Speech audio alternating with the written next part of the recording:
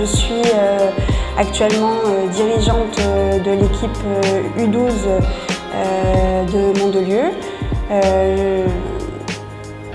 Je les accompagne principalement sur des missions on va dire de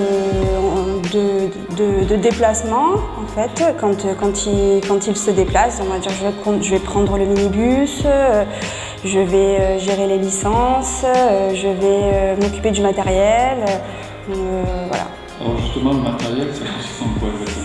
Le matériel, ça consiste à à gérer les sacs avec les maillots, parce que quand il y a des championnats ou des compétitions, ou peu importe, les enfants ont des maillots spécifiques, donc bien s'assurer qu'ils aient le matériel. Ça veut dire prendre des ballons aussi, puisque quand il y a l'échauffement avant le match, il faut qu'ils aient des ballons, des plots, ce genre de choses.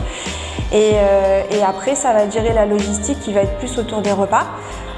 Surtout quand on a des tournois et il faut gérer l'argent que les parents donnent, faire les commandes le temps des matchs, parce que parfois on n'a que 3/4 d'heure voire une demi-heure entre deux matchs, donc voilà, il faut que tout soit cadré et timé, et c'est encore à 12 ans, c'est encore des petits, et donc voilà.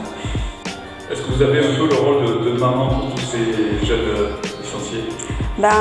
Oui, je pense que c'est ce qui plaît d'ailleurs aux parents, c'est que contrairement à un coach, je suis un peu plus maternelle, et c'est vrai que je vais plus gérer la bobologie, les états d'âme, les états d'esprit, et je vais plus surveiller sur le terrain quand un enfant il est fatigué, quand je vois qu'à sa tête il y a quelque chose qui se passe mal, ou parfois quand ils se font reprendre et qu'ils sont vexés. Donc voilà, je vais plus être de ce côté-là, effectivement, plus attentive à leurs émotions que peut l'être un coach qui est vraiment sur l'encadrement et la pratique du foot. Donc c'est le côté maternel, hein. Quand on a des enfants, je crois que voilà, on fait avec tout le monde pareil. Qu'est-ce qui vous a poussé finalement à vous engager au sein du club ? Ça a été tout à fait par hasard. En fait, comme je suis consultante, j'ai vite compris les difficultés que rencontrait le club au niveau technique, au niveau, on va dire, organisationnel. Alors pas que le club s'organise mal, mais en fait, chaque coach doit s'organiser avec souvent beaucoup d'enfants. Ça peut être 20-24 enfants. Et je suis arrivée un jour à voir un coach en lui disant, écoutez, si vous avez besoin que je peux faire des tableaux Excel, je peux vous aider comme ça.